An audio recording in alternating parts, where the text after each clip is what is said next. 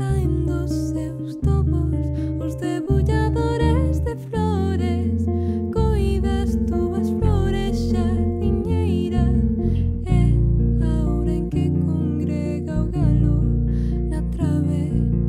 Cansas, as galiñas tan cansas de por ovos de neve e debullar vermes de esmeralda.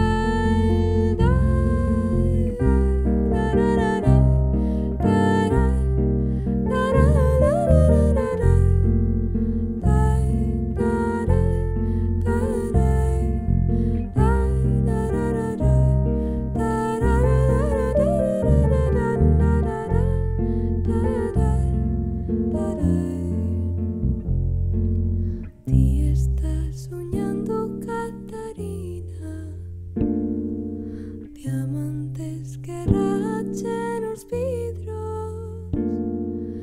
Ti estás soñando, Catarina, ou serán os ollos dos lobos.